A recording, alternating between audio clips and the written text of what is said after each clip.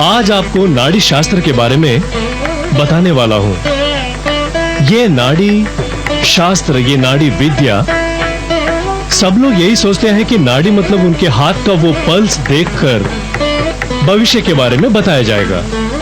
वैसा नहीं है। ये शास्त्र 2000 साल पुरानी है।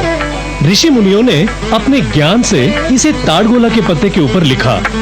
इस शास्त्र में मनुष्य के अंगूठे के निशान की मदद से भविष्य बताया जाता है। इसी विद्या को कहते हैं नाड़ी शास्त्र। ये तमिल का शब्द है। तमिल में नाड़ी मतलब इन सर्च ऑफ, यानी कि ताड़पत्र के माध्यम से इंसान के लाइफ के बारे में खोजना। वैसे तो हम मुंबई में पिछले 10 सालों से रह रहे हैं, पर हमारा गांव है तमिलनाडु के तंजावुर डिस्ट्रिक्ट की वैदीश्वरन कोविल। वैदीश्वरन कोविल ये फेमस टेम्पल है वैद्यनाथ जी वैदीश्वरन। उसी के पास हमारा ये गांव है। वहीं से हमें ये ग्रंथ और ज्ञान मिला है। ये बहुत पुरानी लिपि है जो संस्कृत में था। वो संस्कृत में जो लिपि था उसे 300 वर्ष पहले उस समय के राजा ने उसे लोकल तमिल लैंग्वेज में ट्रांसलेट किया। वो ट्रांसलेटेड स्क्रिप्ट्स यही है। इन्हीं स्क्रिप्ट्स के माध्यम से हम लोगों के भविष्य के बारे में बताते हैं। ये नाड़ी विद्या हजारों साल पुरानी है और ये पारंपरिक है। हमारे दादाजी और पिताजी उन्हीं लोगों से हमने सीखा है।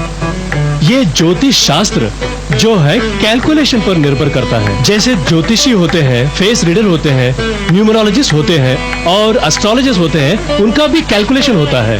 वो कैलकुलेट करके भविष्य के बारे में बताते हैं। ये नाड़ी शास्त्र प्री रिटन डॉक्यूमेंट्स है जो अंगूठे के निशान के साथ मैचिंग करके किया जाता है।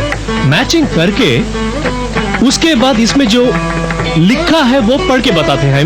उनके भविष्य के बारे में, उनके फ्यूचर के बारे में बहुत पहले से, ये सब 2-3 हजार साल पहले से ऋषि मुनियों ने जो प्रेडिक्ट किया।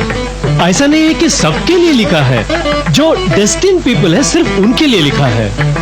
इन ताड़ की पत्तियों पर बहुत ही शार्प नेल से एनग्रेविंग किया गया है और फिर उसे हर्बल ऑयल जैसे कि पीकॉक ऑयल में रखकर प्रिजर्व किया गया है। इस छोटे से एक लीफ में 14 से लेकर 21 लाइन तक लिखा हुआ है।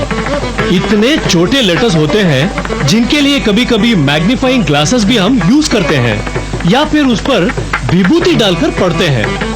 ये सब पोएट्री वर्जन में होते हैं। ये पोएट्री वर्जन में हम पढ़ेंगे और उसके बाद आपका लैंग्वेज जो भी है उसमें हम बताएंगे।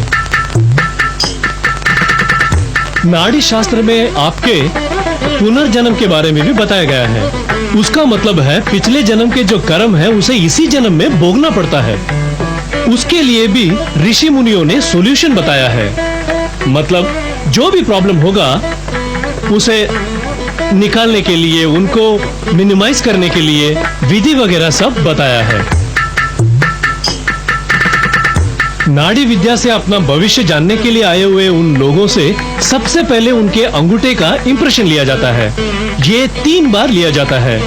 एस्ट्रोलॉजिकली लेडीज का लेफ्ट थंब इंप्रेशन लिया जाता है, पुरुषों का राइट थंब इंप्रेशन लिया जाता है। जो अंगूठे का हम निशान लेते हैं उसका कैटेगरीज होते हैं, मतलब डिविजन्स होते हैं। अभी शंख रेखा ऐसा एक टाइप का है। शंख रेखा में बहुत से सब डिविजन्स होते हैं, मतलब उरसुली शंख, इरसुली शंख और ऐसे ही बहुत सारा टाइप होते हैं।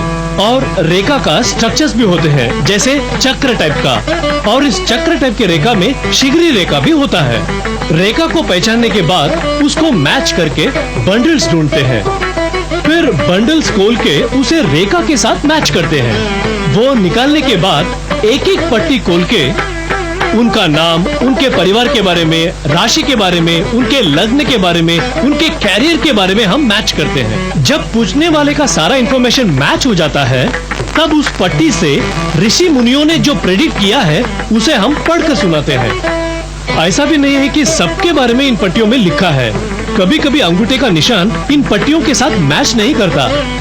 प्रश्न पूछने का टाइम या मुहूर्त भी इम्पोर्टेंट होता है, जिनके बारे में भी ऋषि मुनियों ने लिखा है। जब प्रश्न पूछने का समय ठीक होता है और जब अंगूठे का निशान पट्टी के साथ मैच करता है तो आगे के लाइफ के बारे में हम आपको पढ़ के बताते हैं। ये प्रोसेस में थोड़ा टाइम भी लग जाता है।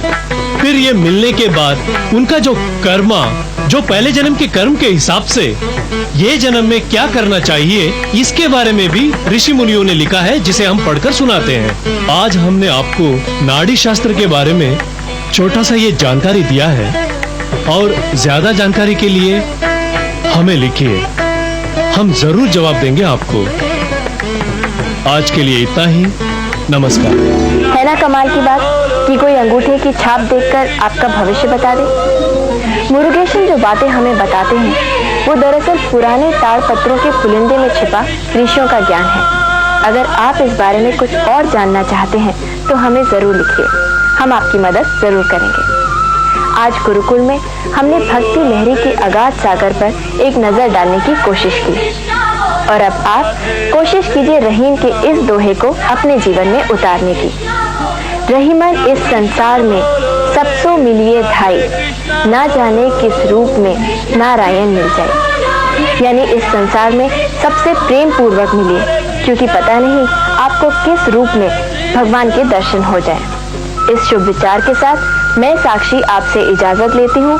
अगले रविवार गुरुकुल में आपसे फिर मुलाकात होगी। तब तक के लिए नमस्कार।